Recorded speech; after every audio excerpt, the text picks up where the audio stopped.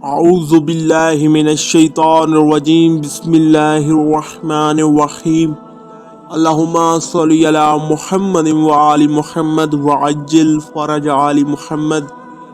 آج کا ہمارا ٹاپک ہے مولا امام علی رضا علیہ السلام کی دعا فرمانے پر بارش کا آ جانا۔ عباسی خلیفہ مامون رشید ابن ہارون رشید ملعون کی خلافت کے ایک دورانیے میں بارش بالکل نہیں ہوئی تھی۔ ایک جمعہ کے دن وہ 8ویں تاجدار امامت معین الضعفاء مولا امام علی رضا علیہ السلام کے پاس آیا اور کہا، اے فرزند رسول، لوگوں کو شکایات کا سامنا ہے، کافی عرصہ گزر گیا، بارش بالکل نہیں ہوئی، کاش اگر آپ دعا فرماتے اور بارش ہو جاتی۔ مولا امام علی رضا علیہ السلام نے اس کی یہ بات سنی اور فرمایا، اچھا ٹھیک ہے۔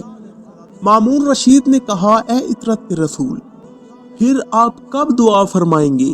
امام نے فرمایا، سوموار کو۔ مامون رشید نے یہ پوچھا کہ مولا سوموار کو کیوں؟ مولا فرماتے ہیں، کیونکہ گزشتہ شب ہمارے جد امجد شہنشاہ انبیاء اور امیر کائنات علیہ السلام ہمارے خواب میں تشریف لائے تھے اور فرمایا تھا کہ اے فرزند، انتظار کریں اور سوموار کے دن صحرا میں جائیں اور اللہ تعالی جل جلالہ سے دعا کریں تو بارش آ جائے گی۔ اے فرزند، یہ خواب سب پر ظاہر فرما دیں تاکہ لوگ آپ سے ناواقف ہیں ان سب کو بھی پتہ چل جائے کہ اللہ تعالی جل جلالہ کے نزدیک آپ کی کیا قدر و منزلت ہے۔ الغرض، جب سوموار کا دن آیا تو مغیث الزوار مولا امام علی رضا علیہ السلام صحرا میں تشریف لے گئے۔ مخلوق کا یہ ہجوم، یہ منظر دیکھنے کے لیے بے قرار تھا، بے چین تھا کہ کب امام دعا فرمائیں گے اور بارش ہوگی۔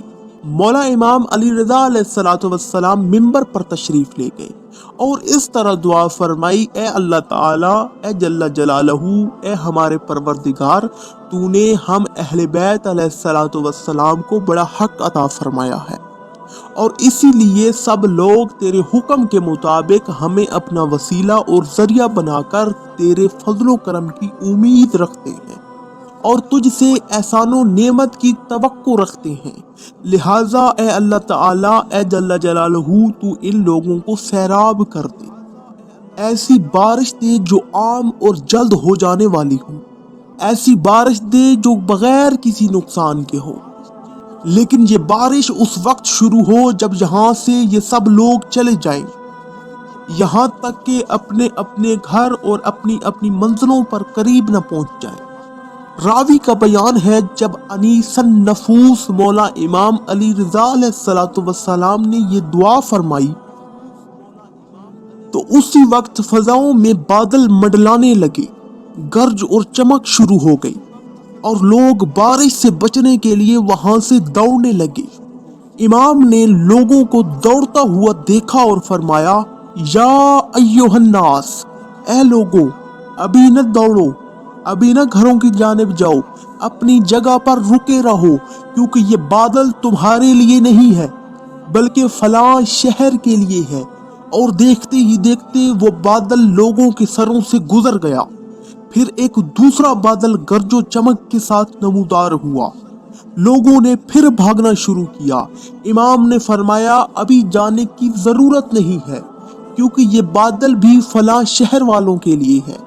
اسی طرح یک کے بعد دیگر بادل آتے رہے اور سروں کو عبور کرتے رہے، یہاں تک کہ 10 بار بادل اٹھے اور ہر مرتبہ مولا نے یہی فرمایا، ابھی نہ جاؤ، یہ بادل تمہارے لیے نہیں ہے بلکہ فلاں شہر والوں کے لیے ہے۔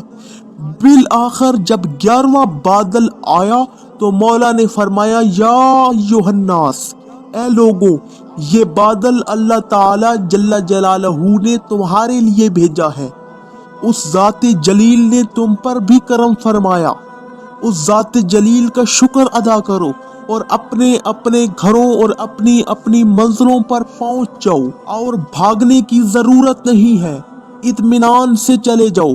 جب تک تم لوگ اپنے گھروں تک نہیں پہنچ جاؤ گے یہ بادل یوں ہی تمہارے سروں پر منڈلائے گا، برسے گا نہیں، اور جب تم پہنچ جاؤ گے یہ برسنا شروع ہو جائے گا۔ یہ فرما کر والی خراسان مولا امام علی رضا علیہ الصلوۃ والسلام ممبر سے اترے۔ امام کی ارشاد کے مطابق وہ بادل اسی طرح سروں پر منڈلاتا رہا۔ جب یہ تمام لوگ اپنے گھروں کے قریب پہنچے تو بڑی بڑی بوندیں برسنے لگیں اور اتنی بارش ہوئی کہ سارے گڑھے، تالاب، وادیاں، صحرا پانی سے پرباش نظر آنے لگے۔ لوگ کہنے لگے کہ مبارک ہو، مبارک ہو، یہ فرزند رسول امام علی رضا علیہ الصلوۃ والسلام کی وجہ سے اللہ تعالی جل جلالہ کا ہم پر کرم ہوا ہے۔